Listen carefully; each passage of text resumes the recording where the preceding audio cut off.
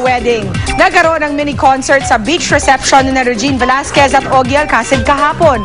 Bukod sa kanilang celebrity friends, kumanta rin doon ang daddy ni Regine, na si Mang Jerry. Ang chika hatid ni Nelson Canlas, exclusive. Ogie and Regine, I now pronounce you husband and wife. Yeah!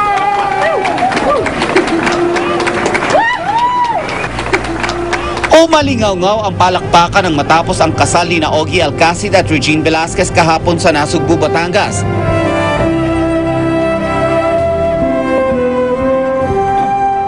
Walang kapaguran ng dalawa kahit tila hindi matapos-tapos ang picture taking. Bago umalis ang bride sa venue, ipinakita pa niya sa GMA News ang suot niyang biker boots sa ilalim ng kanyang red designer gown.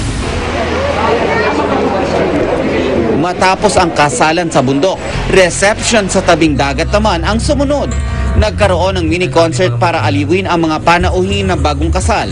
Inawitan sila at binati ng mga malalapit na kaibigan sa showbiz. Marriage is not easy, but it's something that is so worth it when you are with the right person. And I truly believe that the two of you were destined by God to be together. So congratulations. God bless you both. We love you. And I think the entire Philippines, regardless of station affiliation, we love you guys. Isa sa naging highlight nang magsayaw sina Regine at si Mang Jerry. Minsanan lang daw makita na umaawit ang daddy ni Regine. Nagtapos ang selebrasyon sa isang magarbong fireworks display sa gitna ng dagat. Alam nyo ba, itong Kapaskuhan na to, ang weather daw paulan-ulan. Pero ngayong araw na ito, ni isang patak. Ang pumatak yung luha namin at yung pawis namin. Anong pakiramdam ng isang Mrs. Ogie Alcacid? Masarap kasi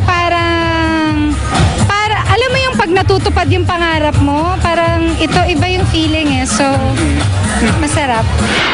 Mas marami pang detalye ang mapapanood sa A Do It To Forever, Linggo ng gabi pagkatapos ng Caps Amazing Stories. Para kina Ogie at Regine, hindi daw itong pagtatapos ng kanilang ligawan, kundi ang simula ng isang panibagong yugto sa kanilang kapanapanabik na love story. Mula dito sa Nasugbu, Batangas, Nelson Canlas, updated sa Showbiz Happening.